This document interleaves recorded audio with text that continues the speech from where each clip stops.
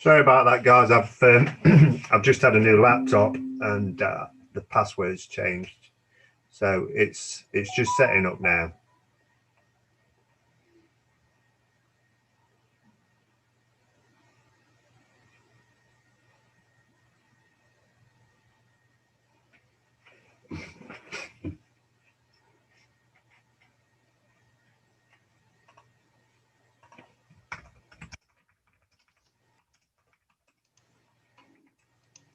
Okay, we're live. Thanks very much, Gavin. Okay, good morning, everybody. Welcome to the Full Fire Authority on Friday, the 27th of November, just after 10:30, which is our start time. Slight technical glitch, but welcome to everybody. A fairly long agenda today with some fairly substantive items to deal with.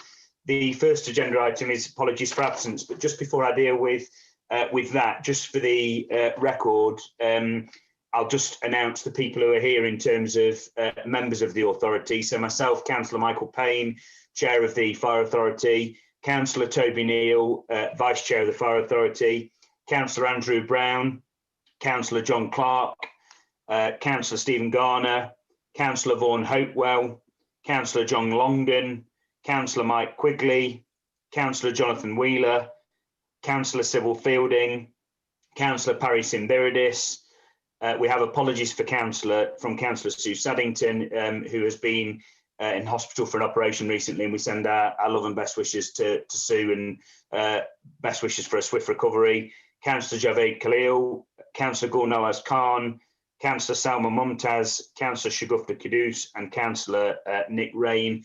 And we have apologies from Councillor Jason Sadrosny, who is unfortunately unwell and not able to attend today's meeting. So the formal first item on the agenda is apologies for absence. Catherine, we've obviously got apologies for absence from Councillor Jason Sadrosny and Councillor Sue Saddington. Any further apologies? No, Chair. We do also have the Police and Crime Commissioner, Mr. Paddy Tipping, who is a member of the Fire Authority present here with us at today's meeting as well. Item 2 on the agenda is declarations of interest. Any declarations of interest that anybody would like to express? Chair, please can I declare an interest in item 10, please? Appointment of Treasurer. Thank you. So that's declaration declared from Becky Smothers, our Head of Finance, in item 10 on our agenda today, which is the appointment of Treasurer. Any other declarations of interest? No, I'm not seeing any indications. Okay, item 3 is the minutes of the meeting held on the 11th of September 2020. Any comments or questions on the minutes for the meeting on the 11th of September?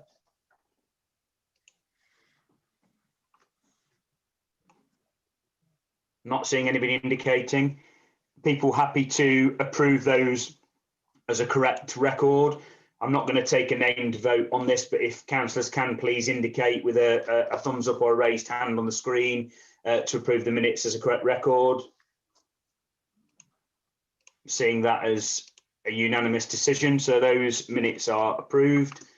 I'll now move on to the next item on the agenda, which is Chair's announcements. And do just want to start by saying 2 things about Fire Authority members. As I stated earlier in the meeting, we do send on our best wishes. If you can convey them, Councillor Brown, to Sue Saddington. I know she had an operation recently, and I do hope that she's making a swift recovery. And I'm sure the whole authority joins me in sending our best wishes to Sue. I also just want to congratulate Councillor Salma Mumtaz, one of our city councillors on the Fire Authority, who last night was awarded COVID Hero Award in the LGIU 11th Annual Councillor Awards. Salma's been doing some fantastic work in recent months at the Himmer Community Food Bank and also the Salam Shalom Kitchen, both in Hyson Green. She's also been doing some superb work with direct disability in Baseford. But further than that, she did also offer her services on the front line in the QMC over and above a substantive role as an administrator in the hospital, alongside continuing her excellent work as a councillor. So congratulations on behalf of the entire authority, Selma. You're a real inspiration to everybody, and particularly to women in local government. As a newly elected councillor, you've made a real impact in your own ward, but also across the city. So congratulations on behalf of everybody, Salma, thoroughly well deserved. Okay, the next item in terms of Chair's announcements are the final accounts audit, which members will note is an item we're dealing with in terms of item 5 on the agenda. I just have to say that disappointingly, the audit has not been completed on time to enable sign-off by the statutory deadline of the 30th of November. This is down to slippage in the auditor's timeline and not a reflection on the quality of the accounts or on the fire authority or fire service itself. The accounts will be published after approval today and the audit considered by the authority at the meeting in February. This item has been a item that's been substantively discussed both here in full authority, I know by the Finance Committee, but also by myself, the Vice Chair and the Leader of the Opposition Councillor, Andy Brown, on the Fire Authority in our recent group leaders meeting. And with the agreement of the authority today, we have suggested, myself, Councillor Brown and Councillor Neil, that we write a joint letter as the Chair, Vice Chair and Leader of the Opposition to the auditors to express our dissatisfaction and concern, as has been expressed by authority members previously, and that we take that up through letter. So I'm presuming that that finds favour with the authority as an approach. In terms of COVID-19, the service continues to respond positively within the constraints of the pandemic, with staff absence levels remaining tolerable. Strong operational resilience is in place and prevention and protection activities continue on a risk-based approach. The service is continuing to support our colleagues in the East Midlands Ambulance Service and other partners where possible. Firefighter recruitment is continuing, with 14 staff already brought in through transfers and on-call migration, and more will join the service in the new year, which will support the operational ridership. The financial position of the service is strong and more detail is provided in the reports today. There's obviously a great deal to digest from the Chancellor's spending review, which only took place a few short days ago, and there's further consideration about some of the announcements that were made in the spending review, and more will be said about that in due course. I also want to pay particular thanks to the staff for their continued diligence and commitment to serving their communities. And I know that I can speak on behalf of the entire authority and certainly on behalf of the Police and Crime Commissioner, who will have seen the excellent work that's coming from our police colleagues as well. I think the emergency services have really shone throughout this pandemic and been doing some superb work. Sadly, I just have to report 2 incidents in relation to fire fatalities. Recently, we've sadly witnessed 2 occasions where people have died in fire-related incidents, one in the city in October and one in Rushcliffe in November, bringing the total number of deaths in fire-related incidents to 4 this year. My immediate thoughts, and I know the thoughts of the entire fire authority, are with those who died, their families, loved ones and their communities, but also with those who responded from our service to these challenging incidents with great professionalism and commitment. These incidents remind us all of the importance of our role, not only in responding to incidents, but in the preventative actions we take as an authority to keep our communities safe. I would like to record my thanks to those who were involved both during and after the fire itself, and extend the condolences of the authority to all those affected by these tragic incidents. Finally, just in terms of future meetings, in the new year, the full cycle of committee and fire authority meetings will return. However, at this stage, they are being planned to be held via Zoom until the pandemic situation improves. And let's all hope that the vaccines will be distributed and effective around the country as soon as possible, so that we are able to return to a degree of normality. I know this year has been a very difficult time for everybody. It's certainly had a huge toll, not only on people's physical health, but on people's mental health. And I think now more than ever, it's really important that we all look out for each other and care for each other in what's been a very stressful and difficult time for everybody. The Strategic Inclusion Board will take place at the rise of today's meeting for any members who are members of the Strategic Inclusion Board. Would anybody like to add anything further to the Chair's announcements? I'm not seeing any indications or any hands being raised. Okay, I'll move on to the next substantive item on the agenda, which is item 5, the final accounts, as I have referenced in Chair's announcements. Becky? Thank you, Chair. So under normal circumstances, we would be meeting today to approve the audited statement of accounts. But as the Chair's already mentioned, there has been some delay in the audit. The auditors are on site. Ernst & Young have started their audit in October. We're about halfway through, and the audit's going as well as can be expected at the moment, with no major issues identified to date. So that's good news. So the provisional outturn position for the services expenditure was presented to Policy and Strategy Committee back in July.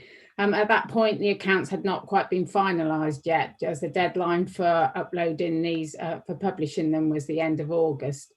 So there, I need to report to you, there's been 2 minor amendments with a net difference of £16,000. And one was a correction to a creditor's figure, and the other one was adjustment to a government grant figure that were included in that needed to be included in the accounts. So that changed the underspend position to £653,000, which from the budgeted position, which was using £1.24 million of reserves. We only require the use of £587,000, which has left the general fund reserves in a good position going forward. So you'll notice that the figures in the statement of accounts may look significantly different to what you see in the outturn report. That's largely down, well, it's completely down to the accounts being prepared in accordance with the international accounting standards, which require different treatment of items such as the pension liabilities and accounting for some of the fixed assets compared to the amounts that we charge against the general fund, which is the amount that we fund from taxpayer income. As such, the accounts reflect the full cost of providing the services rather than just the cost to the direct cost to taxpayers. The accounts have been brought to members today as an opportunity for you to provide some scrutiny. I'm not going to go through them in any great detail, largely due to the length of the agenda, and also they have been available on the website now since the end of August. I'm happy to take any questions, and obviously if anybody wants to come and spend any time with me outside of the meeting, if you feel that would be beneficial, I'm more than happy to spend time with you. So if anybody's got any questions. Thank you, Becky. The recommendations are on page 9 of the pack, and they are that members approve the unaudited statement of accounts for 2019-20 as attached at Appendix A, and that members note the financial results for 2019-20 year for Nottinghamshire Fire Safety Limited as attached at Appendix B. Would anybody like to make any comments or ask any questions of Becky on this particular agenda item? Councillor Quigley. Councillor Quigley. Yes, thank you, Chairman. It's just a moot point, and I've got no doubt that the unaudited statement of accounts is okay, but from the point of view of good governance, then I think the recommendation should be altered to say that we approve the unaudited statement of accounts, etc., and add at the bottom, subject to a satisfactory audit outcome, which will be reported back to the authority. Happy to take that. Okay, thank you for that, Councillor Quigley. Councillor Brown. Thank you, Chair. Just following on from what Mike said, we had quite a long discussion at this within our group. Before I go into that, I just thank Becky for all the hard work. I know she's worked really hard on this, and agree with what you said earlier, Chair, regarding sending the letter off to the auditors. You know, they're really not behaving very well, and the sooner they're told that, the better. But after discussion with my group, the recommendation, I know Mike's asked for it to be altered slightly, to approve the unaudited statement of accounts. If this was a limited company, as directors, we wouldn't be able to do that. So unless that recommendation is taken out, this group will be abstaining from any voting. Thank you. Becky? Yeah, I think maybe normally we put something about approval for them to be published, but obviously we would normally have taken the unaudited accounts to Finance and Resources Committee before the published date, which obviously hasn't happened this year. So I could perhaps if we changed it to that members approve the publishing of the unaudited statement of accounts, and subject, well, the final accounts will be approved in February fire authority. So maybe we could put something final. That wouldn't be a recommendation. I mean, the crucial thing here for me, colleagues, is that we publish the accounts. I don't want questions over our transparency. I think Councillor Quigley makes an important point about distinguishing here between approval and approval for publishing. So a form of words, Clerk, if you can come up with the form of words for us, that members approve the unaudited statement of accounts for publishing, or approve the publishing of the unaudited statement of accounts as attached, subject to formal approval of the accounts in February Fire Authority meeting, as Councillor Quigley said, I think would find favour of the authority. So I think we leave the specific words to you, Clerk, to agree with Becky. Councillor Quigley, does that find agreement with you? And Councillor Brown, does that find agreement with you? I'm happy that we agreed to publish them, but we can't approve them, because until they're audited, we can't approve them. And as long as we clarify that point from the point of view of good governance, then I'm quite happy. Okay. Could we note, Likewise as well, Chair. Thank you, Councillor Brown. Becky? could we note the unaudited statement of accounts, subject to just leave it as note the unaudited statement of accounts rather than approve. Yeah, I think we do need to approve them for publishing though. So I'll leave the specific words with the clerk. I think the important point here, which I'm asking for agreement with in terms of recommendations, is that we're noting the unaudited accounts, but we are approving them for publishing, because we do need some transparency in terms of people being able to see what they are at the moment. And the second recommendation will stay as it is. Malcolm, did you want to come in as the clerk? Yeah, it's just to make the point really that you can only approve the publishing of the unaudited statement of accounts, because until the audit is complete, you can go no further than that. Councillor Quigley is right. Thank you. Okay, so with those, Councillor Clark? Yeah, thanks, Michael. Can you hear me? Yeah, got you, John. Yeah, got me. Yeah, I mean, I'll agree with that, and agree with what Mike Quigley's saying as well. And Andrew, because we clearly haven't seen all the things. And my thing is that we've got 4 items now. I think it's 3 or 4 items. And just to place on record once and for all, our thanks to the people that have done this. Put together these papers, kept an eye on it, and it has been a difficult year. It's difficult for everybody, and will continue to be so probably for another year. So thanks to Becky and thanks to the team there. My frustration, as you can tell in my voice, is the fact that this is happening. I've just spoken to our chief exec downstairs in the break in Gedley, and it's costing us £900 a day on the delays. And I think it's something, if we could have in a future meeting, as to why these delays are taking place. It's telling me very briefly, because we had a couple of minutes, that the pensions and things like that are involved with it. Well, clearly, I know the government's got a lot on the plate, but they need to sort this out, because the only people that's going to gain out of this is the auditors. There's no doubt in that. And it's significant sums at the end of the day. So it's frustration over that.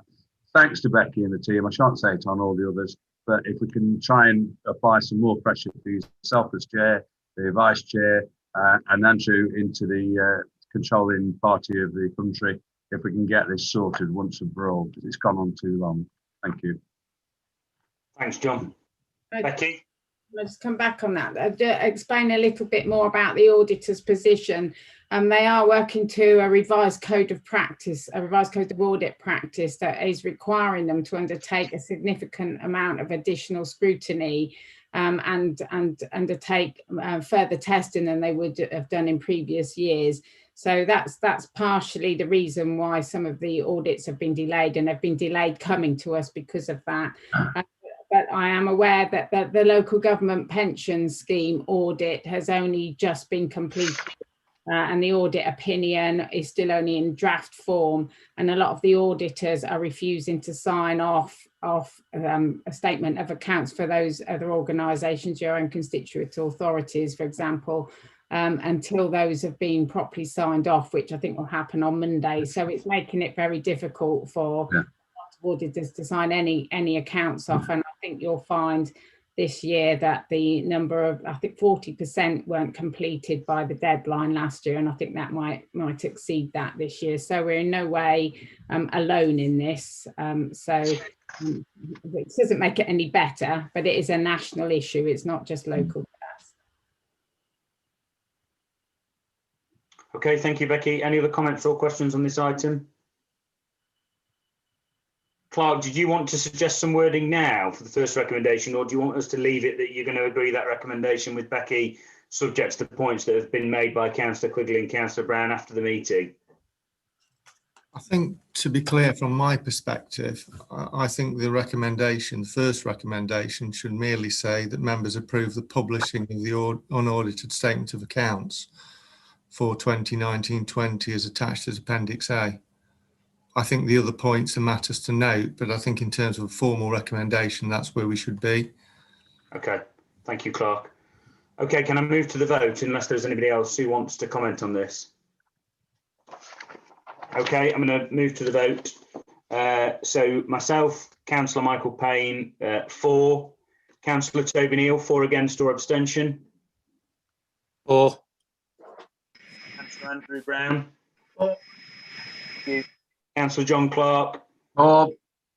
Councillor Stephen Garner? For. Councillor Vaughan Hopewell? For. Councillor John Longden?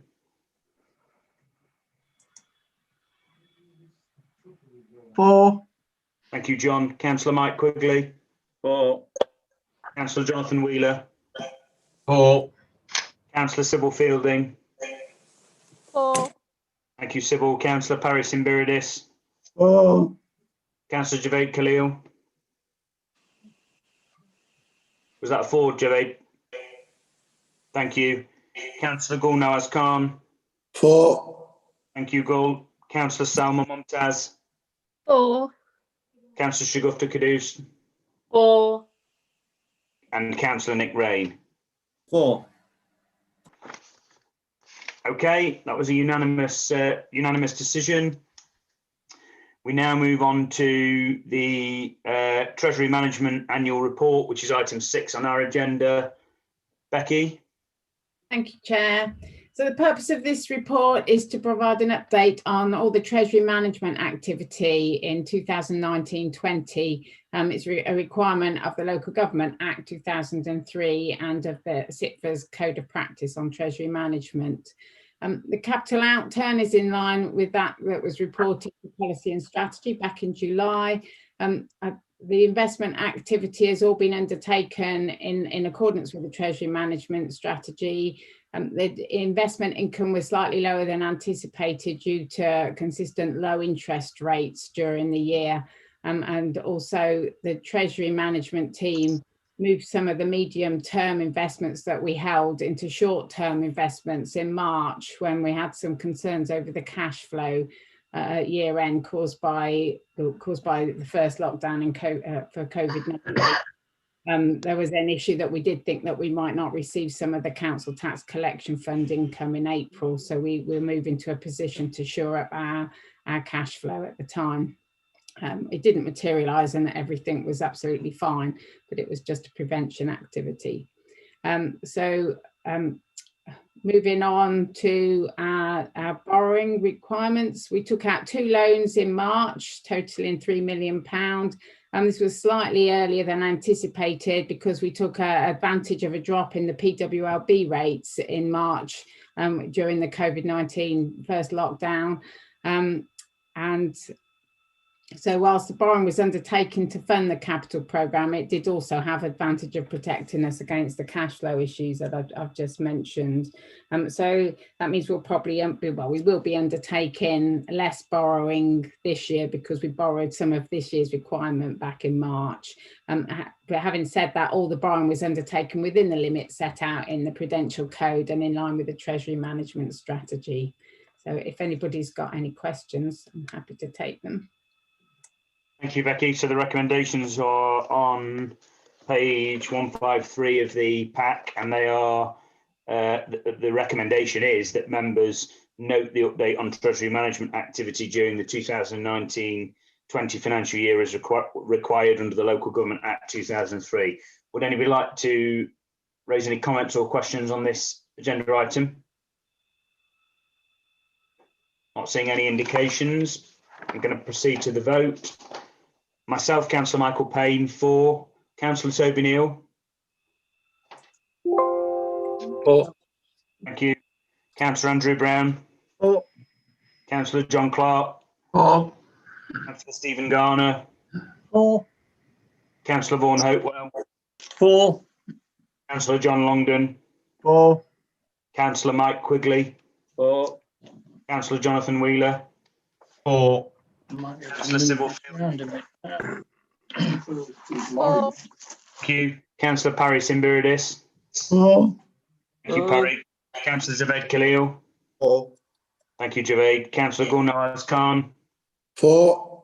Thank you. Councillor Salma Momtaz. For. Deserves a medal for these Councillor men. Shagufta Kadus. For. Councillor Nick Rain. For.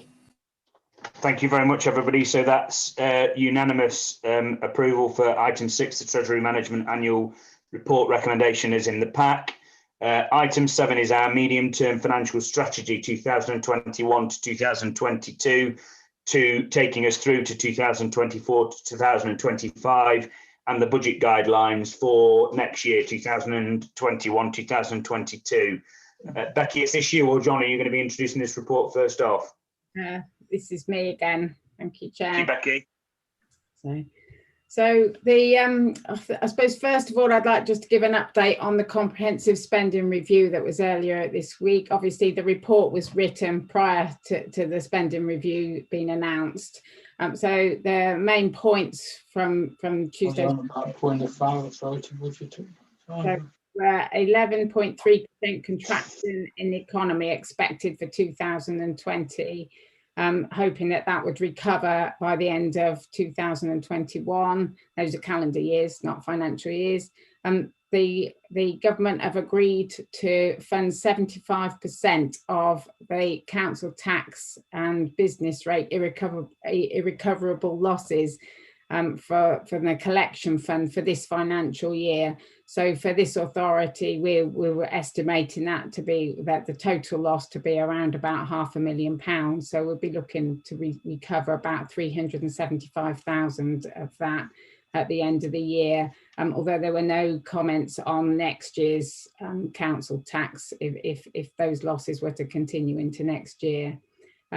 You'll have heard about that in 2021 they're holding a public sector pay freeze, although we need to note that the firefighter pay isn't actually set by local government, it's set by the National Joint Council.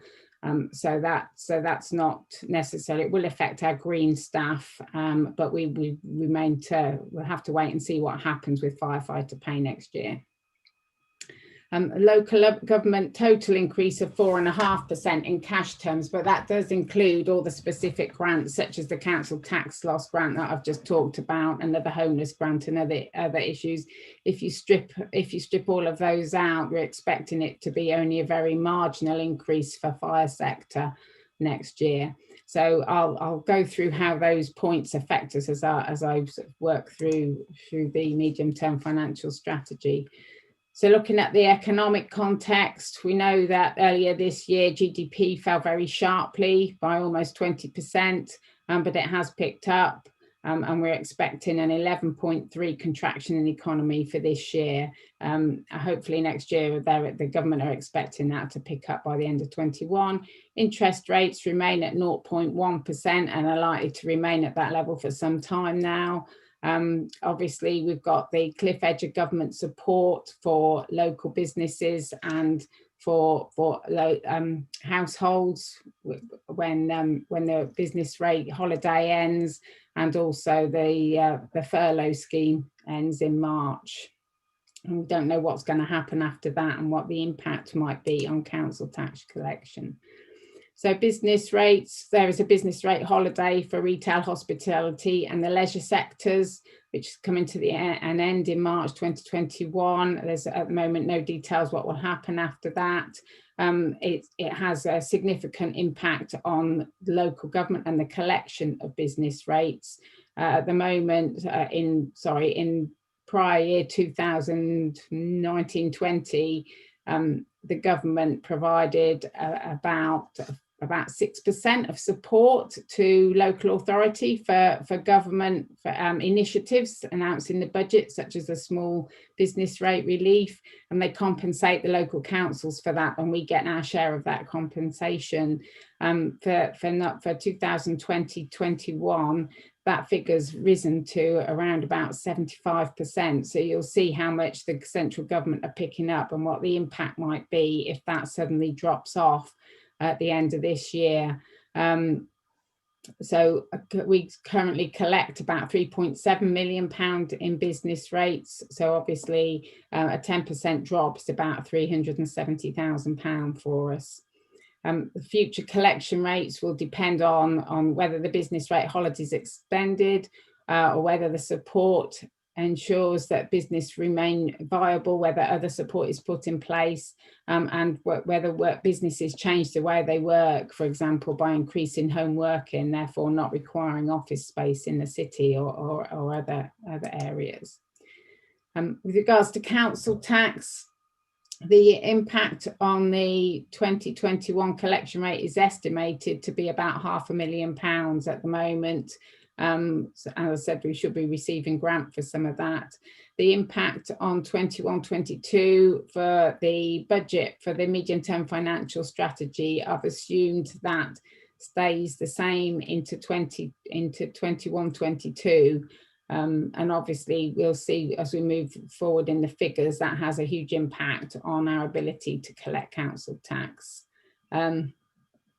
So the comprehensive spending review identified that the maximum limit that we will be allowed to increase council tax without a referendum is expected to be 2%. That's normally subject to consultation, but it would be very unusual for them to increase it from that at this point.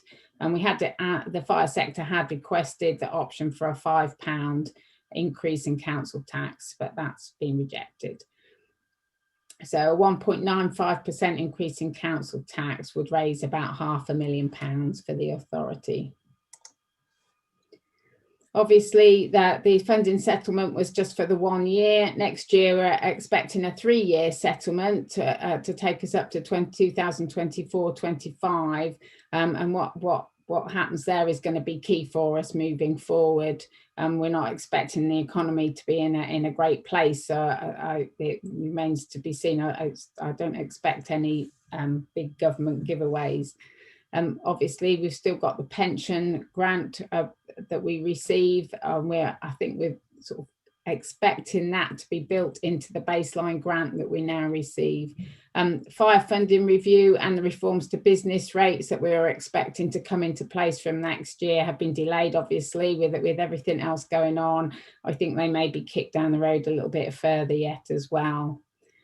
We've got a few areas of additional expenditure that we know about coming forward in next year.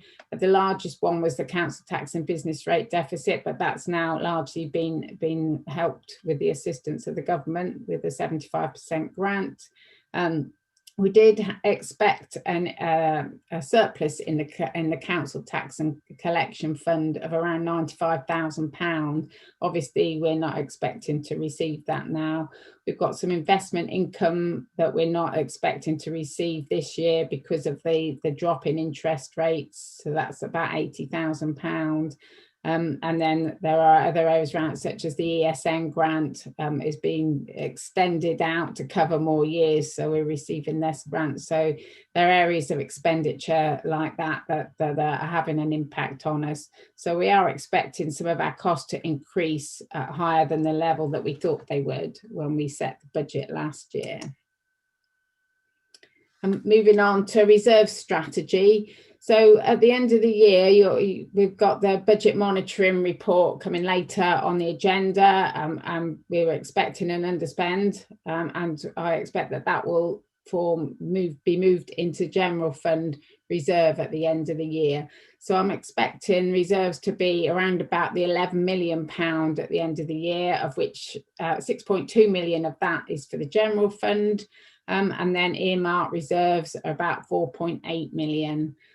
So reserve strategy does form part of the medium-term financial strategy, and we're looking at moving some of the, we've done a review of the earmark reserves, and we're looking at moving, we had a £1 million in a capital reserve that we've been required to use. It's been sat there for some years now, and we're looking at better utilising that by creating a COVID recovery reserve to help us pick up activity when we're in the recovery stage following COVID, when things start getting back to normal.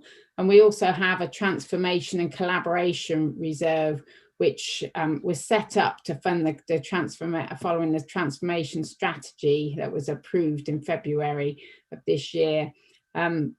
We're using some of the underspend this year to cover expenditure we were intending to take out of the transformation reserve. And we're using underspends to cover some of that to maintain it. And I want to increase that up to 1.8 million. So that's about £400,000 additional going in there from the capital reserve. And the purpose of that is to support the new strategic plan when it comes into place next year. It will highlight some areas that we want to invest in, and this provides us with some funding to do that, because clearly at the moment the revenue budget is going to be quite tight for a couple of years to come. So, right. So you'll see in the report I've picked up I've looked at 3 scenarios. I've tried to look at a worst case, the most likely case, and a best case scenario regarding where we're going to be moving forward. I would say that the worst case scenario, I think following the CSR, I think that we're not expecting, I was assuming that we might get a 5% cut in the worst case, and I think that's not likely to happen. So I'm not going to spend much time running through that, because I think that from the CSR, I think the position that we're most likely to be in is that the most likely case scenario in the report. I think it might be helpful at this point if I just share the figures with you. Just give me 1 second. I'll just move my screens around. Share the screen. Okay. Hope things work properly. Right. Hopefully, you should be able to see a table now. Yes, we can see that, Becky. Yeah. Lovely. So this is the most likely scenario that appears in the report that's in your pack. The budget requirement at the top has got a few extra increases in expenditure that I've mentioned. It assumed a 2% increase in the RSG, the revenue support grant that we get. And looking at the figures that are released in the spending review, I think it's unlikely to be that high. I think it's going to be a lot more close just to flat rate, maybe just a very small increase. But you'll know from the, we will recover some of that, because we know at the moment it's likely that Green Book staff or support staff are unlikely to get a pay increase. So that drop in the revenue support grant from what they've announced on Wednesday, it worked out about £230 additional costs. And if we don't put the pay increase through for Green Book staff, that's likely to be about £100,000, just over 100,000. So almost half of that comes from the Green Book, not a pay increase that I'd assumed was 2% as well. Obviously, we don't know what's happening with the firefighters' pay just yet, and that will have an impact when it comes through. But I don't think it's going to, for the purpose of this exercise, I think the bottom line isn't going to change drastically. So I've left the figures as they are. Pension grant, I've assumed remains flat. I think that might get a very slight increase now if they move that in with the revenue support grant. Business rates top-up grant, that's got an increase. We'd assume that would be increasing as well, in line with the revenue support grant.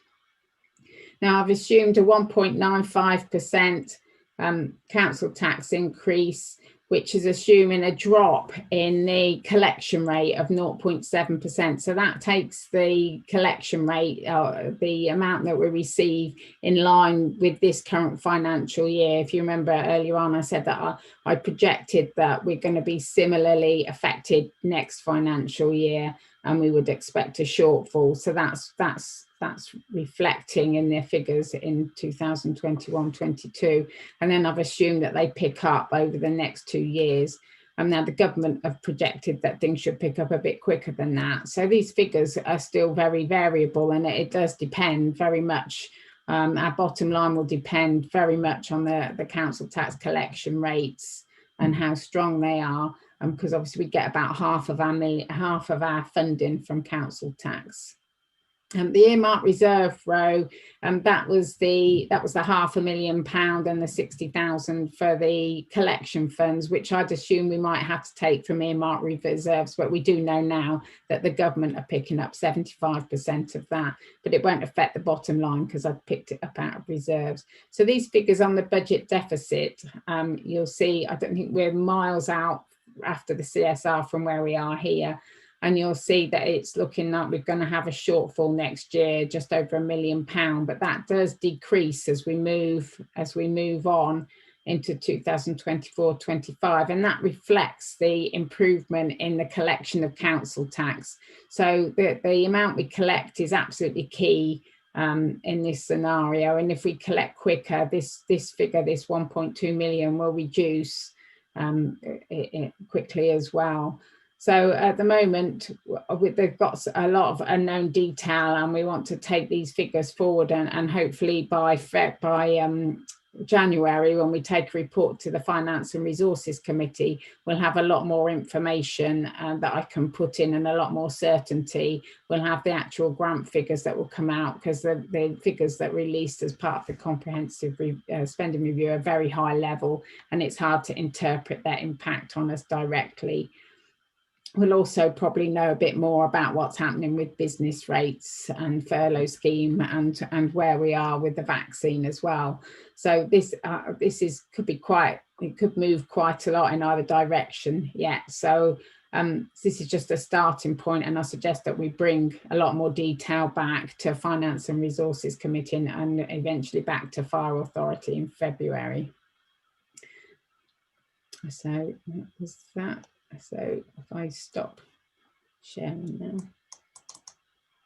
stop sharing, talking to myself, it's never good, is it? So that's where we are on the medium-term financial strategy. I think that if I move back to the report, the recommendations in the report were to approve the medium-term financial strategy, to approve the capital strategy and flexible use of capital receipts, capital receipt strategy, which are largely unchanged from last year. The reserve strategy, which the main changes are the earmark reserves, as I've mentioned, setting up, reallocating some of those reserves, and to approve the minimum level of general fund reserves of 4.5 million set out in the reserve strategy. So that's a slight increase. Last year we had our minimum level of reserve set at 3.9 million, but obviously there's a significant additional risk. I haven't even mentioned Brexit. We know we've just had to take some evasive action for increased costs for some cars that we've replaced, because we're no longer taking advantage of the EU trade deal with other countries. So we know that's going to have an impact, but we're not quite sure how big just yet. So that hence, with that risk and with the risk of COVID-19 continuing, we've increased the minimum level of reserves to the £4.5 million. So approve. And then the final recommendation is just to approve that reallocation of the earmark reserve. So if anybody's got any questions or anything they'd like to raise. Thank you, Becky, and thanks for what is a really thorough and comprehensive piece of work, and an important piece of work. There's clearly a lot, as you've laid out, of uncertainty at the moment in terms of Brexit, in terms of the impact of the COVID pandemic, but also, as you said, in terms of waiting on the specific grant figures that will come to us obviously later in December. I think what's really helpful about this is in a transparent way for us as an authority and the public, it sets out the different scenarios, the risks, the cost pressures, the issues for us to consider, and also sets out a very clear way forward in terms of the Finance and Resources Committee being tasked to take into consideration those issues in terms of recommending back to us suggested precept, etc. once we have actually got the figures. And I just want to put on record my thanks to the Finance and Resources Committee, to Andy Brown, to John Clark, who chairs the committee, to Toby Neal, to Mike Quigley and to Nick Rain. I thought we got to a really good position last year of having some consensus across the authority, cross-party around precept, and I'm certainly hopeful we can do that again. And particular thank you to Andy. In the group leaders meeting a few weeks ago with myself, Andy and Toby, it was agreed that we would bring all members of the Finance and Resources Committee into the group leaders meeting prior to that Finance and Resources Committee in January, so that we can have a frank discussion about that detail that we'll get late December in terms of the grant settlement that will flow out of the spending review, and hopefully we can get to a position of consensus.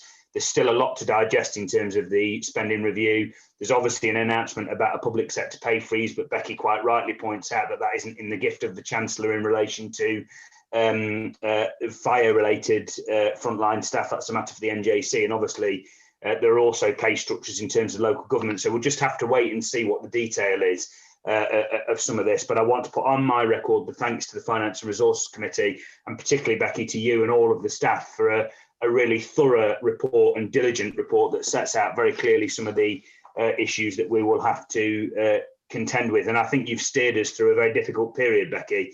We're not the only fire authority facing some of these challenges. Other fire authorities are facing those challenges as well. And I think this clearly sets out a way forward.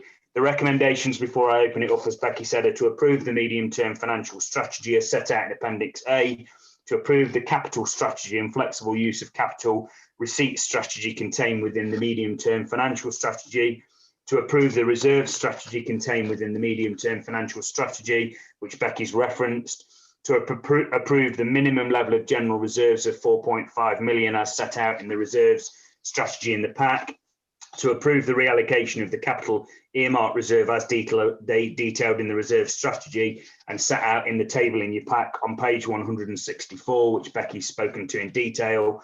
And finally, as I've just referenced, to task the Finance and Resources Committee with providing guidance to the Fire Authority in February in respect of one, the options for council tax limited to either a council tax freeze or an increase in council tax within the referendum limit set out by the Chancellor, and two, the options for addressing any budget deficit to enable the Fire Authority to approve a balanced budget as required by law. So they're the recommendations in the pack, which are on pages 163 and 164 of the agenda pack that we've got.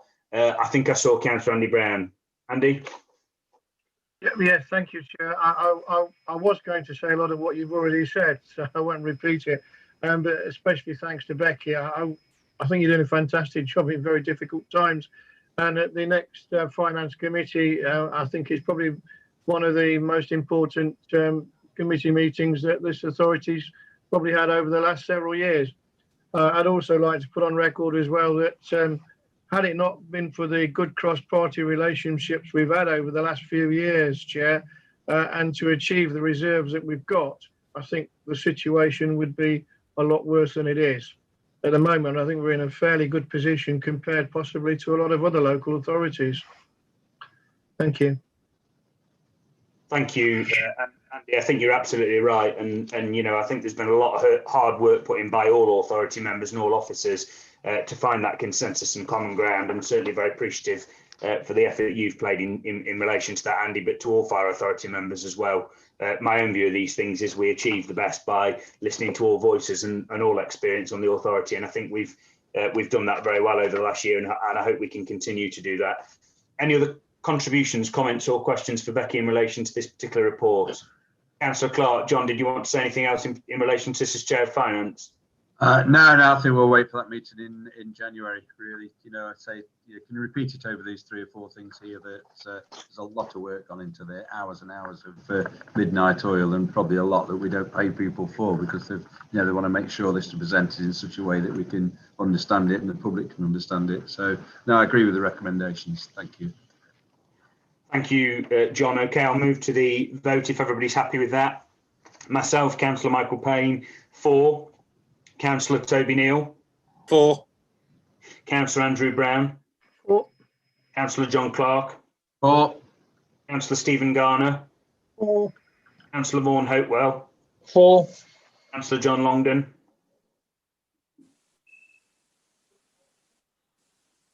Sorry, 4. thank you, John. Councillor Mike Quigley, 4. Councillor Jonathan Wheeler, 4. thank you, Jonathan. Councillor Sybil Fielding, 4. Councillor Parry Simbiridis, Unmute. just give me a thumbs up, Parry. It's all right, Parry. I can see you on the screen. Just give me a thumbs up if you're in favour, Parry. That's it. I can see that, Parry. That's 4. Thank you. Councillor Javed Khalil. 4. Thank you, Javed. Councillor Gulnaz Khan. 4. Thank you, Gul. Councillor Salma Momtaz. 4. Councillor Shagufta Kadus. 4. Thank you, Shagufta. Councillor Nick Rain. 4. Thank you very much, everybody. That's a unanimous decision, and thank you again, Becky and Charlie and all of the team, and John, to you and your senior leadership team, but to everybody in NFRS. It's a team effort, these things, and I think the managing of the budget has been, a great piece of work. So thank you, everybody. Item 8 on the agenda then. Next item is our Revenue, Capital and Prudential Code Monitoring Report to the 30th of September 2020. Becky? Thank you, me again. Only 2 more, then I'll let someone else have a go.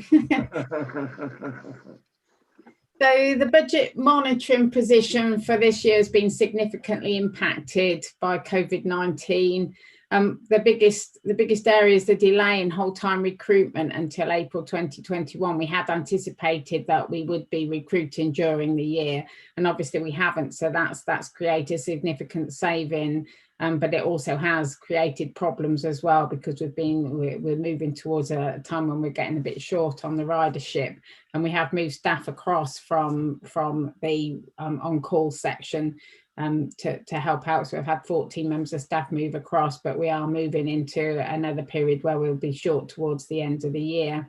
Normally, when we're in those cases, we'd be using overtime to cover for vacancies, but with COVID, we're trying to, as far as possible, protect watches so that they stay in their own bubbles, so that if anybody comes down with COVID, it only affects the one watch as much as we possibly can. And that's had a big impact, and the underspend position you'll see in the report is just over £1.5 million. 1.3 of that is caused from the whole time pay underspend for the reasons I've just outlined, and they are clearly just one-off, just due to the unprecedented circumstances this year. And once we recruit in April, that should no longer be the case going forward.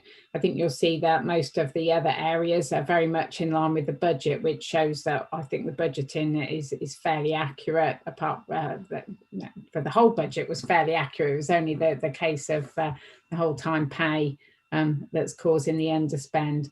We've had the COVID grant, and we've still got £240,000 showing as a underspend on that. Some of that's been allocated, but won't be needed till next financial year.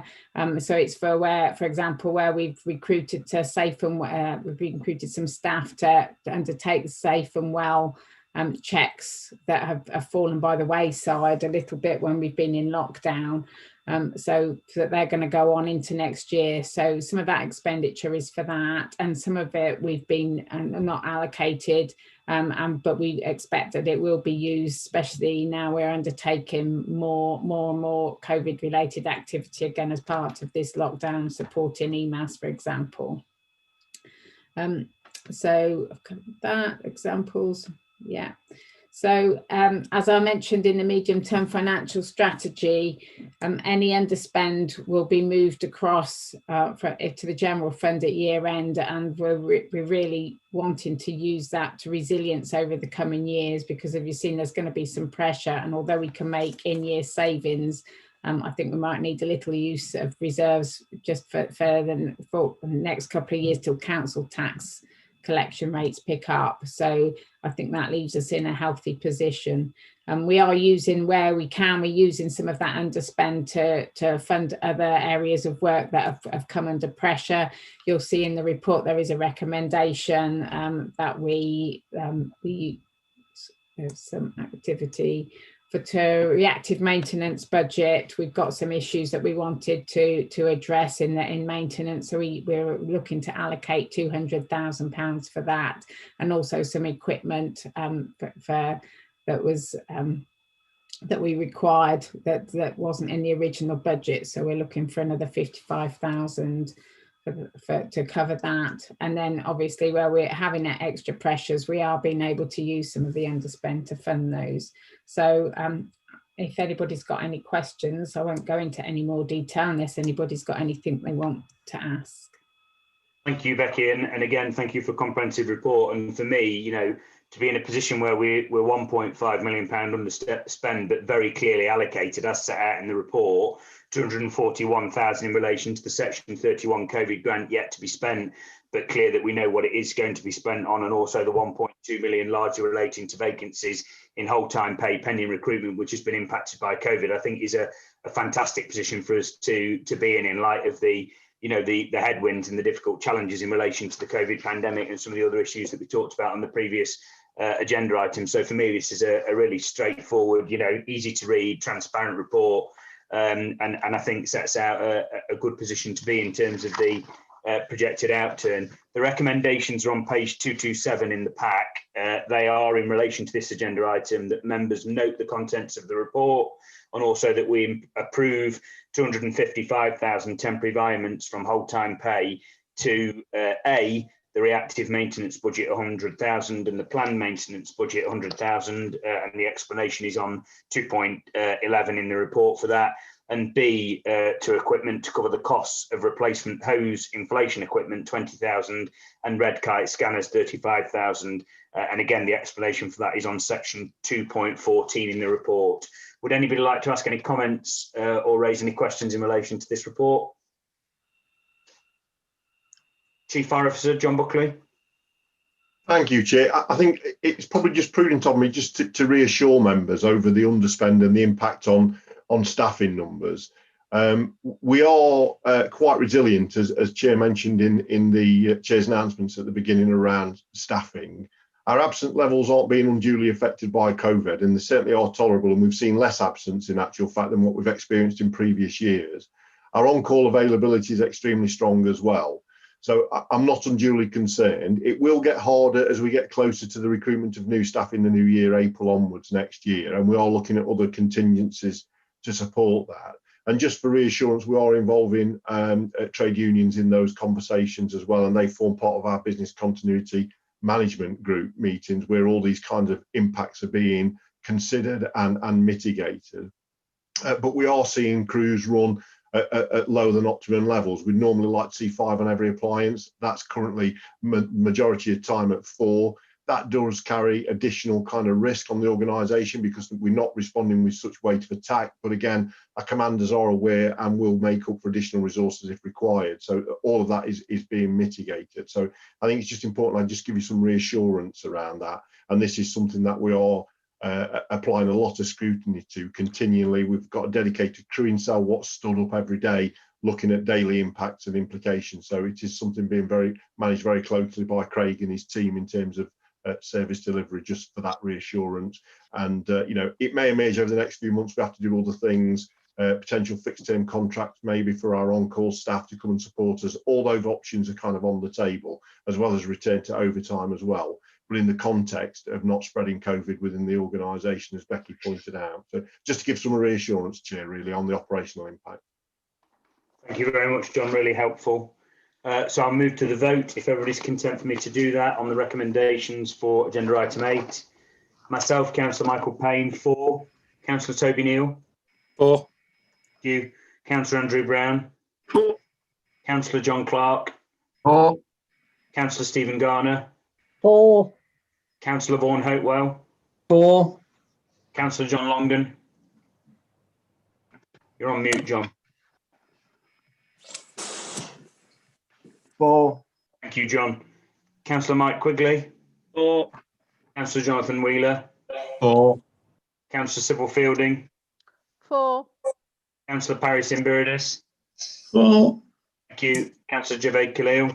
4. Thank you, Javed. Councillor Gulnawaz Khan. 4. Thank you. Councillor Salma Momtaz. 4. Councillor Shagufta Kadus. 4.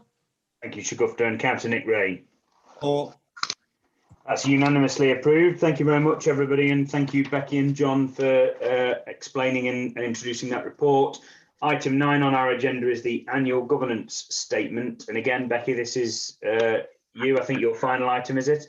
The final item, it's a very quick one as well. So the governance statement forms part of the statement of accounts. It requires sign-in by Chair of Fire Authority and the Chief Fire Officer. And before that can happen, it needs approving by Fire Authority.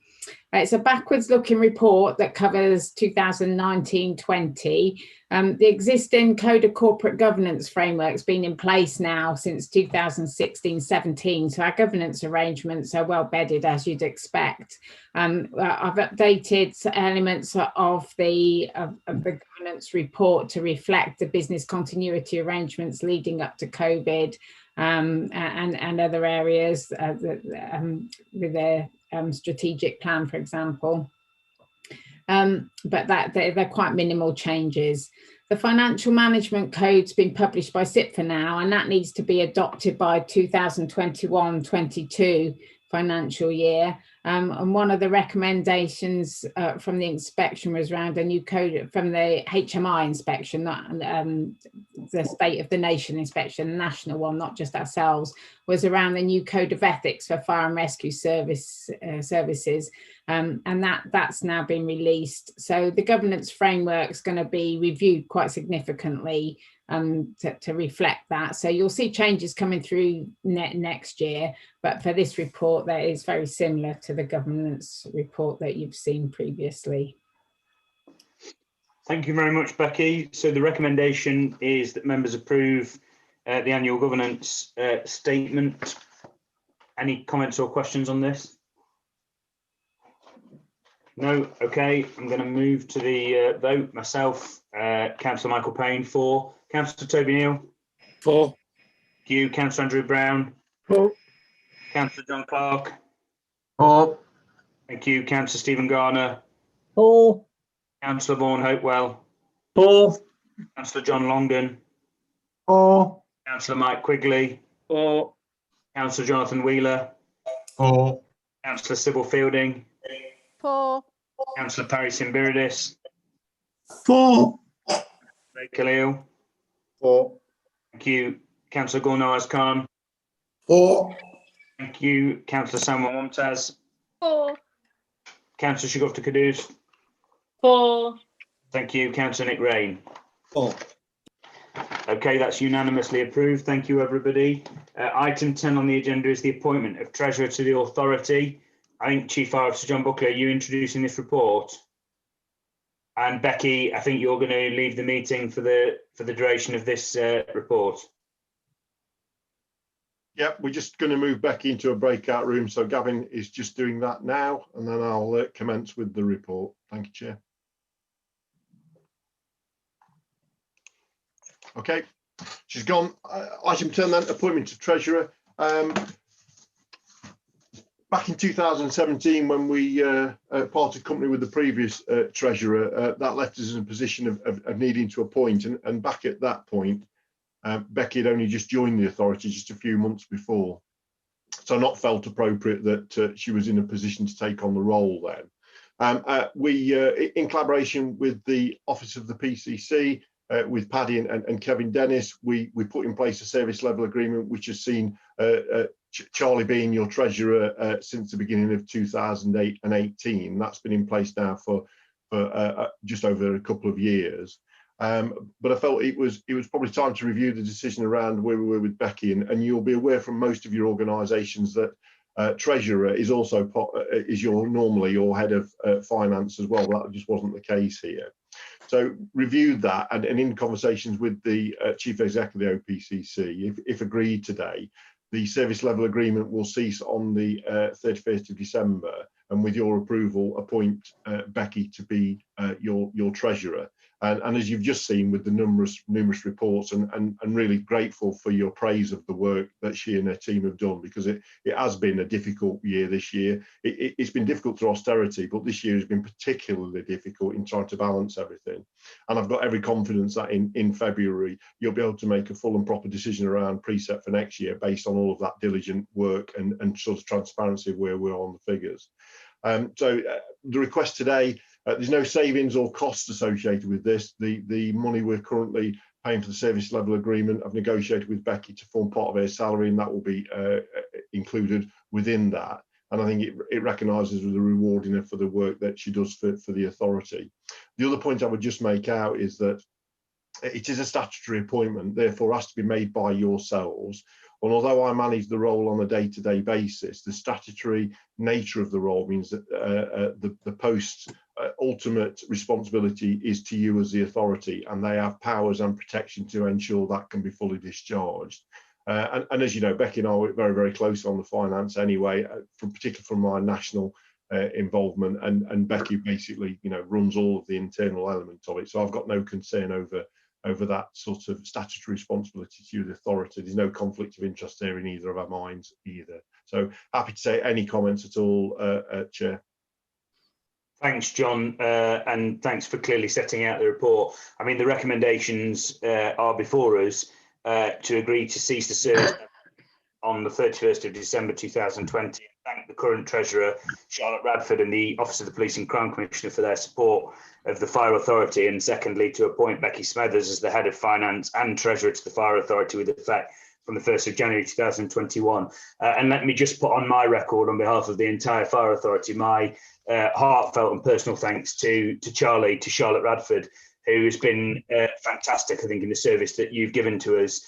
Charlie, as a Fire Authority, you came and provided support at a very difficult time, as John said, as we parted company with the previous Treasurer. And I think today highlights that there have been some really difficult and tricky issues to deal with. And I've known Charlie a long time. We've worked with each other prior to being able to work with each other on this authority. And Charlie's experience and advice has been fantastic and very, very much appreciated. So over and above the formal recommendation, I just wanted to say, Charlie, thank you very much.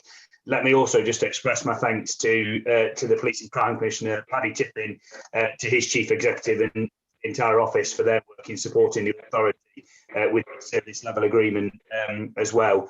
The recommendations are there before you. I don't know if anybody else wants to either ask any questions or make any comment on this report. Chair, if it's okay, I'd like to say something. It's Charlie. Of course, Charlie. Yeah, I'll bring you in first, Charlie. So I'd like to say Becky has more than easily demonstrated today, just with the comprehensive and thorough reports provided to members, that she's more than capable of doing this job. She provides members with the level of information that they need to make informed decisions, and that's really important when talking about comprehensive and quite detailed financial information. And I've said, and I reiterate it, I'm only at the end of the telephone, so if she ever wants to run things past me, that's fine. She has a fantastic team that works to support her, and she will continue to do well for the authority. I would like to thank her and wish her well. She's made my role easy. Thank you, Charlie, and testament to your character that you've offered advice ongoing as well. Thank you very much. Councillor John Clark. Thank you. Can you hear me, Michael?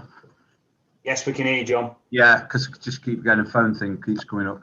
Yeah, my thanks to Charlie. As I've said previously, I worked with Charlie before and found it to be excellent. And I hope we can work in the future in some way, either with local authorities or if they abandon the commissioner's office or whatever, then you end up coming into another job. But I fully endorse, absolutely fully endorse Becky's appointment to this. You know, she's absolutely excellent. She makes it so easy to read.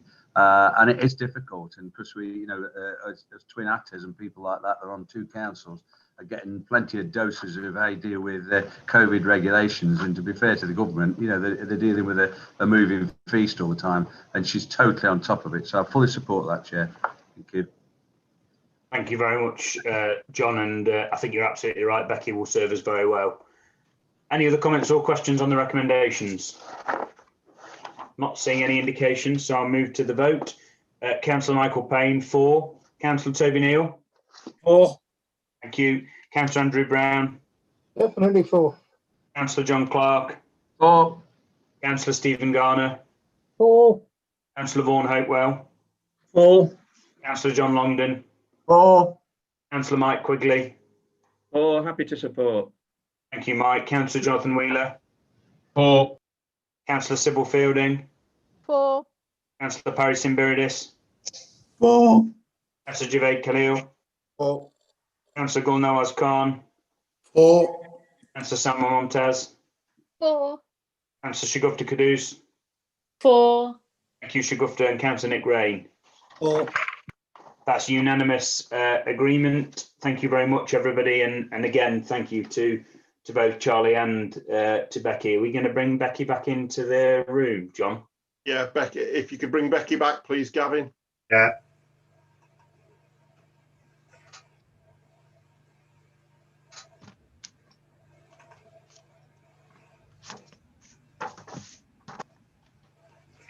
Just bear with me, it takes about a minute for it to go. So if you want to carry on, she'll join us imminently. Okay, can do. Chair, do you want me to carry on with the next report? Okay, so the next agenda item is the pay policy statement, and I think this is going to be introduced by Chief Fire Officer John Buckley. Yeah, thank you, Chair. In line with the statutory responsibilities under the Localism Act 2011, you have to publish your annual pay policy, mainly predicated around your senior officer pay, and you explicitly publish as mine, Craig's and Candida's in there, and others. And it also talks about the relation between pay between the highest and lowest paid members of staff in the organisation, as well as issues like gender pay gap and things like that. So it's a normal annual report. There are changes listed under 212 of the report. That's one knocking on my door, excuse me. There are the changes listed under 212 in the report. Those, all of those changes are either what's occurred through national pay negotiations, or if they're local, they've all come through the normal governance of the Fire Authority. So there's no in there changes to Principal Officer cars, for example. That was dealt with through the normal governance arrangement. So there's no changes made here at all. It's just for note, it's just for transparency and scrutiny, and it's just published and made available. Chair, thank you. Thank you very much, John. So the recommendations on page 267 that members approve the statement of pay policy at Appendix A. Any comments or questions on this particular item? Not seeing any indication, so I'm going to move to the vote. Councillor Michael Payne, 4. Councillor Toby Neal? 4. Councillor Andrew Brown? 4. Councillor John Clark? 4. Councillor Stephen Garner? 4. Councillor Vaughan Hopewell? 4. Councillor John Longden? 4. Councillor Mike Quigley?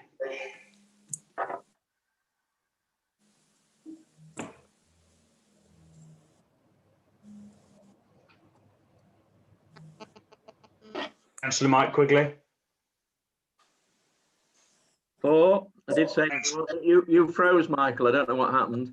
Sorry, thanks, Councillor Quigley. Got that. 4. Councillor Jonathan Wheeler? 4.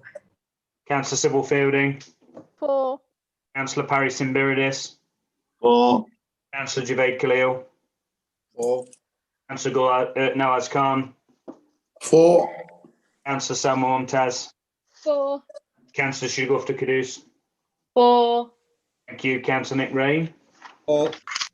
So the recommendation on item 11 is unanimously approved. Thank you, everybody. Item 12, proposed changes to the permanent establishment, pages 287 to 290 in the pack.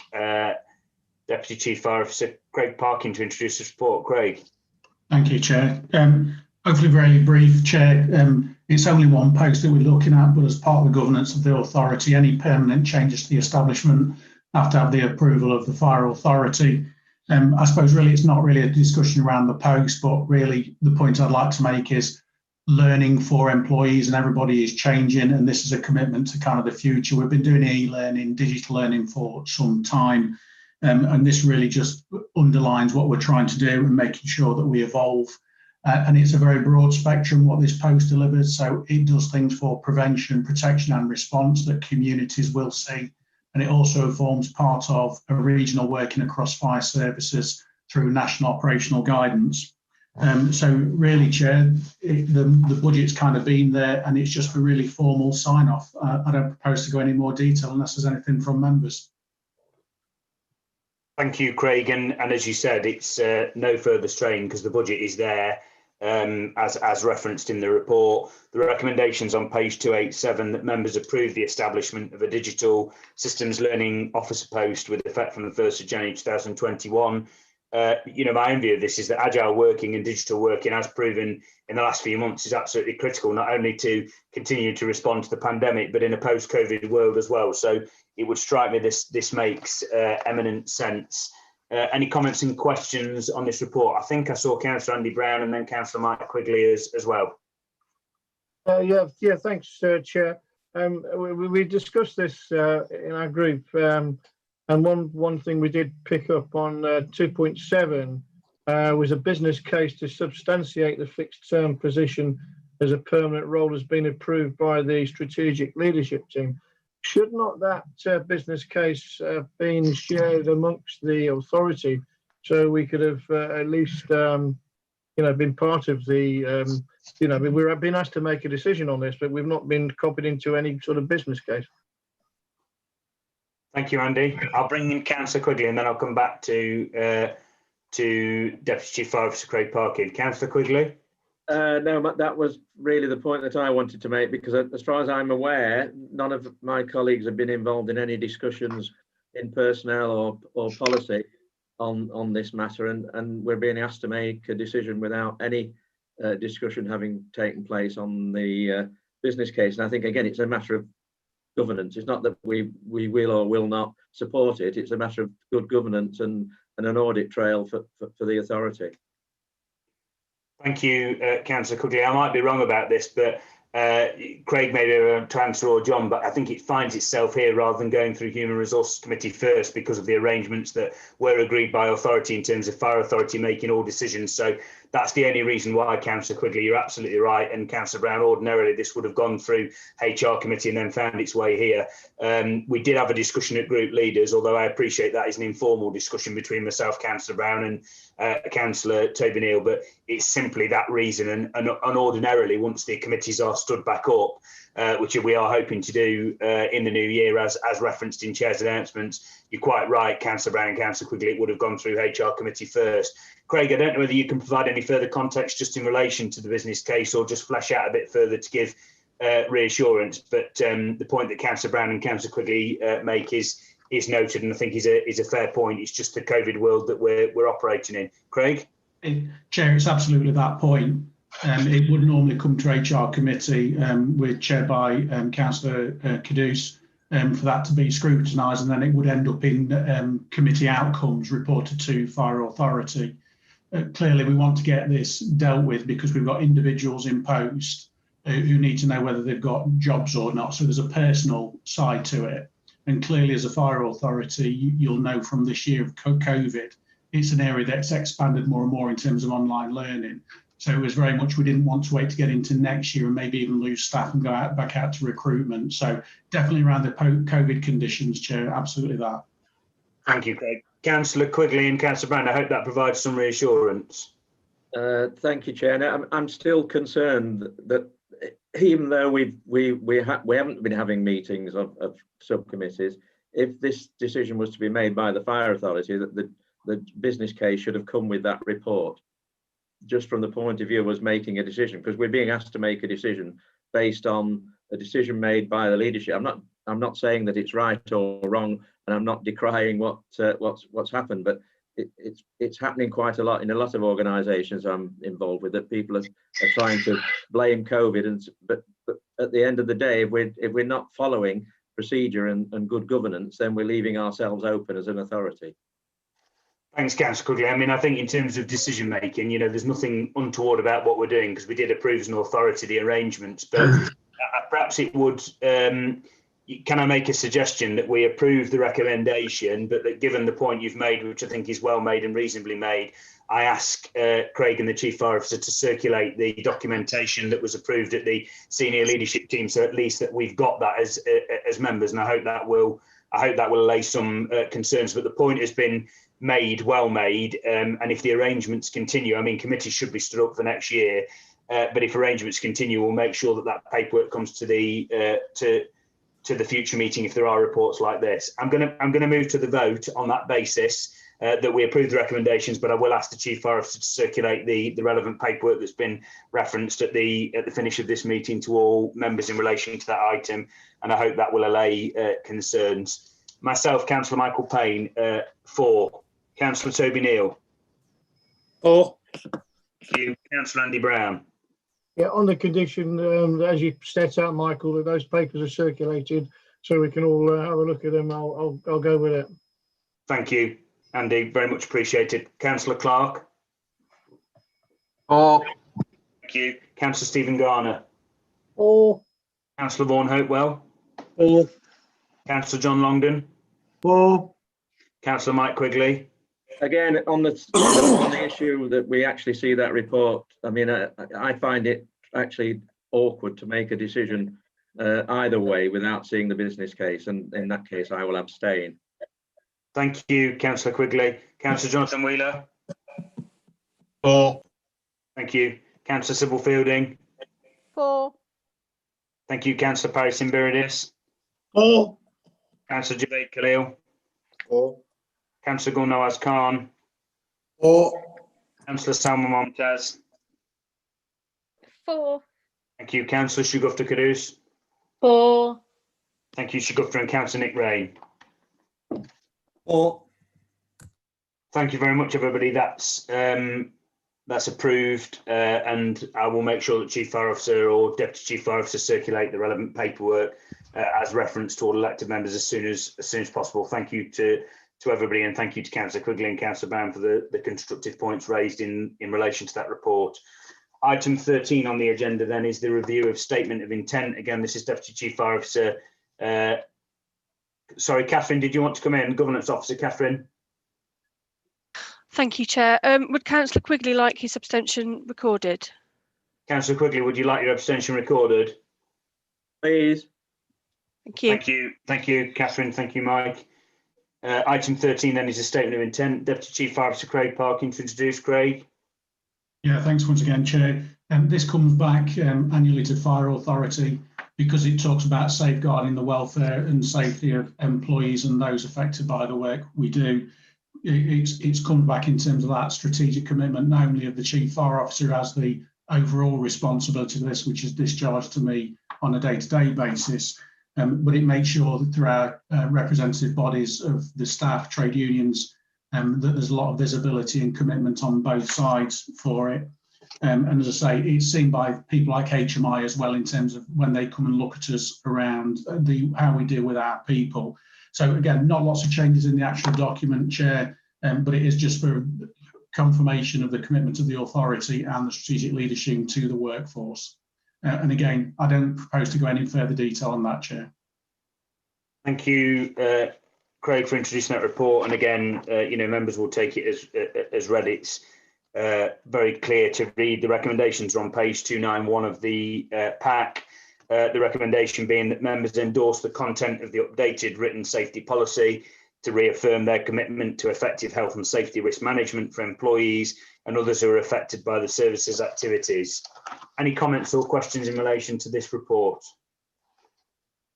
Not seeing any indication, so I'm going to move to the vote. Councillor Michael Payne, myself, 4. Councillor Toby Neal. 4. Councillor Andrew Brown. 4. Councillor John Clark. 4. Councillor Stephen Garner. 4. Councillor Vaughan Hopewell. 4. Councillor John Longden. 4. Councillor Mike Quigley. 4. Councillor Jonathan Wheeler. 4. Councillor Sybil Fielding. 4. Councillor Parry Simbiridis. 4. Councillor Javed Khalil. 4. Councillor Gulnawaz Khan. 4. Councillor Salma Mumtaz. 4. Councillor Shagufta Kudus. 4. And Councillor Nick Rain. 4. Thank you very much, everybody. That's unanimously approved. Next item on the agenda is agenda item 14, Environment and Sustainability Policy Statement. Deputy Chief Fire Officer Craig Parkin to introduce. Craig. Yeah, a little bit similar to the last report, Chair. Not a great detail. It's back for your authority's endorsement of our commitment to environmental sustainability. I suppose what I would say on this one that's contained within the appendix, it talks about some broad areas where we want to deal with environmental issues. You'll also know that we receive quite good accolades for the building designs that we do in terms of energy efficiency and trying to work to be towards carbon neutral. And that work continues to support the authority through the capital programme, but more so that is a little bit more obscure sometimes around the environmental impacts are things like our commitment to communities in terms of clean air zone and things in the city, and things like air pollution that affects the health and well-being of our citizens. And that is hopefully endorsed within the report. So again, once again, it's the strategic commitment to the authority that we'll continue to do that work. Thank you, Chair. Thanks, Craig. And a really critical area of work as well. You know, the challenges the planet faces, but our own community faces in relation to the environment are hugely important, and this work as set out is important. The recommendation is on page 297 of the pack, and it's that members endorse the policy statement to reaffirm their commitment to matters relating to environment and sustainability. Any comments or questions on the report? Not seeing any, so I'm going to move to the vote. Myself, Councillor Michael Payne, 4. Councillor Toby Neal. 4. Councillor Andrew Brown. 4. Councillor John Clark. 4. Councillor Stephen Garner. 4. Councillor Vaughan Hopewell. 4. Councillor John Longden. 4. Councillor Mike Quigley. 4. Councillor Jonathan Wheeler. 4. Councillor Sybil Fielding. 4. Councillor Parry Simbiridis. 4. Councillor Javed Khalil. I think you're on mute, Javed. Give me a thumbs up, Javed. I can't see you. Thank you. Thanks, Javed. Councillor Gulnawaz Khan. 4. Councillor Salma Mumtaz. 4. Councillor Shagufta Kudus. 4. Thank you, Shagufta, and Councillor Nick Rain. 4. That is unanimously approved. So we move on to the next item on the agenda, agenda item 15, which is the annual report of information governance. And this is going to be introduced by Assistant Chief Fire Officer Candida Brudenell. Okay, another item that hopefully we can take quite in a short and sweet way. It's a straightforward and self-explanatory report, hopefully, that sets out assurance for members around the way in which information governance has been managed and has performed over the year 2019 to 2020. And probably that's the bulk of what I would want to say about it. I think it shows that the organisation is managing this well, that there's a consistent level of request for information, and that there is nothing major as an exception that would need to be reported. Thank you very much, Candida. The recommendation is on page 303 of the pack, that members note the contents of this report. Comments or questions in relation to this report? No, I'm going to move to the vote then. Councillor Michael Payne, 4. Councillor Toby Neal. Yep, 4. 4. Councillor John Clark. 4. Councillor Stephen Garner. 4. Councillor Vaughan Hopewell. 4. Councillor John Longden. 4. Councillor Mike Quigley. 4. Councillor Jonathan Wheeler. 4. Councillor Parry Simbiridis. 4. Councillor Sybil Fielding. 4. Councillor Javed Khalil. Give me a thumbs up, Javed. Thank you. Thank you. Gulnawaz Khan. Councillor Gulnawaz Khan. 4. Councillor Salma Mumtaz. 4. Councillor Shagufta Kudus. 4. Thank you. And Councillor Nick Rain. 4. So the recommendation for agenda item 15 is unanimously approved. Penultimate item, on our agenda today is the Joint Fire Control Collaboration Project Closure Report, which is introduced by Chief Fire Officer John Buckley. Please note in section 1.1 of the report, the date at the start of that paragraph should be 2018. Members approved the decision 2018, not 2019. It's a typo. Chief Fire Officer John Buckley. John. Thank you, Chair. Yeah, just noting that typo, members did agree back in 2018 to engage in a collaboration project with Derbyshire Fire and Rescue Service to move to a joint control. That actually took place in July 2019. So we've been up and running just over a year or so now. And it was always the intention post go live to bring a closure report. A similar report is also being presented back to Derbyshire Fire and Rescue Services Fire Authority as well for completeness. So we went live back in July. That means you have discharged your statutory function within the Act for Derbyshire Fire and Rescue Service to deal with your responsibility of receiving 999 calls and dispatching resources. So it's important I just make that note. And we also entered into that formal collaboration. So there's a collaboration board which is established. It meets periodically. That board saw the outcomes of that report at its last meeting, the out-of-term report. So we went live in July. Members who've been on the authority will know that our control staff over the last decade really have had quite a emotional roller coaster, I think it's fair to say, with both a national project looking at regional controls, which then collapsed just prior to really going live. The buildings were built, everything was in process, and then it collapsed with the change of government. We then embarked on a collaboration project at that time with Leicestershire Fire and Rescue Service, and again that then came to no fruit. And so for the third time for our staff, we had the collaboration project with Derbyshire. This one has been much more successful, but I think it's fair to say it has had an impact on staff in both organisations, and it did mean that we lost around about 17 posts between the two organisations. So we went live back in July. I think the closure report identifies we could have done things a little bit better. We could have done a bit more pre-training. Certainly recognise that we could have done more staff engagement, I think, as well, in terms of what the impact and implications were. And I think we were balancing the kind of statutory needs around proper consultation, but there was a human element as well, which I think we could have improved on. And that's noted in the out-of-term report. Likewise, I think the other area I would mention is that for as much as strategically we saw all the good intent and necessity for collaboration and the savings it would create us, I think we did miss some of the smaller minor details. So things like the proportional on costs for things like finance teams, use of the building, HR implications, I think were there. And again, that's reflected in the report as well in terms of learning from the experience of that collaboration project. Financially, we're aiming for savings around about £350,000 a year. We're currently enjoying savings, and that's each service. We're currently enjoying savings just under £200,000 each.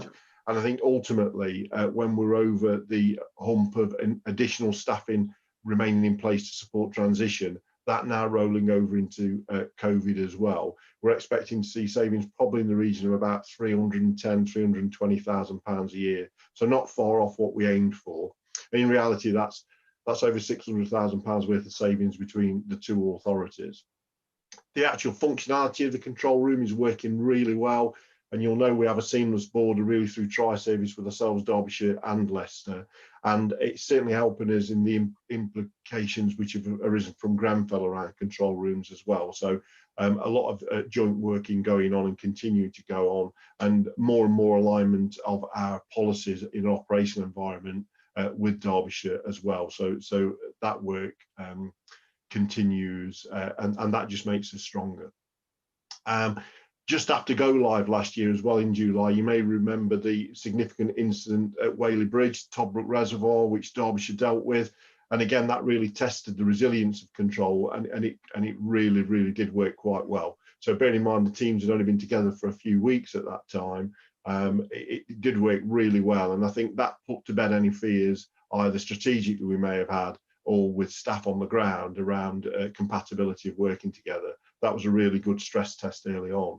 But the learning continues and will continue to do so. I know some members have visited the joint control, and certainly a lot of the senior leadership team have visited control. That's been stopped now because of COVID and now protected as a bubble. But as soon as we're able to, then we will be over there. You know, the reality of it is it's a joint control. They wear dual badges. Your control as much as they are our Derbyshire's control, and it's important we maintain them in that. They are, the managers are involved in our management meetings. They're involved in my staff briefing that we do every couple of weeks, either myself or Craig. So they are included in the service. So headlines are, you know, there's things to be learned from the project, but a good project, a real strong commitment to collaboration with our colleagues in Derbyshire. It is providing really good savings already, and that will increase over the next year or 18 months or so. Some lessons to be learned, but overall a really good positive outcome for both authorities. Thank you, Chair. Thank you very much, John. The recommendation is that members note the contents of the report. Any comments or questions on this report? Not Councillor Shagufta-Caduce. Shagufta? Can I just express my thanks to John and the team for that transition, because I know it created a lot of anxiety for staff from both Derbyshire and Nottinghamshire to merge together. It wasn't an easy task, and as one of the members who did the visit, I was really impressed, and I do hope that we've managed to retain the staff who are clearly very experienced in what is a really crucial part of our service. So yeah, I just wanted to express our thanks for managing that tricky transition. Thank you. Thank you, and I think you speak for the entire authority when you say that, Shagufta, so I'm sure John will pass that on to all those involved. I'm going to move to the vote on the recommendation. Councillor Michael Payne, 4. Councillor Toby Neal. Yeah, 4. Councillor Andrew Brown. 4. Councillor John Clark. 4. Councillor Stephen Garner. 4. Councillor Vaughan Hopewell. 4. Councillor John Longdon. 4. Councillor Mike Quigley. 4. Councillor Jonathan Wheeler. 4. Councillor Sybil Fielding. 4. Councillor Paris Imbiridis. 4. Councillor Javed Khalil. 4. Thank you. Councillor Gulnawaz Khan. 4. Councillor Salma Mumtaz. 4. Councillor Shagufta-Caduce. 4. Councillor Nick Rain. 4. Thank you very much, everybody. That's unanimously approved recommendation for item 16. Just before we move on to item 17, congratulations, Becky Smethers. You're back with us as our Head of Finance on your appointment as Treasurer of the Authority to take over in terms of that post on the 1st of January 2020. Looking forward, everybody on the Authority, to working with you in that particular role, and know that you'll serve us very well. So congratulations, Becky. Item 17 on the agenda then is the exclusion of the public. So we are to consider excluding the public from the meeting during consideration of the following item in accordance with section 100A of the Local Government Act 1972 under Schedule 12A Part 1, on the basis that, having regard to all the circumstances, the public interest in maintaining the exemption outweighs the public interest in disclosing the information. So I'll move that recommendation. I'm not going to read out individual names. Please can councillors indicate if they're in favour of that recommendation? Show of hands, please. That's a unanimous decision. So we'll move into closed session on the basis of the legislation as just read out and approved recommendation. So I'm going to ask Area Manager Gavin Harris to cease the live stream. Yeah, just bear with me, Chair.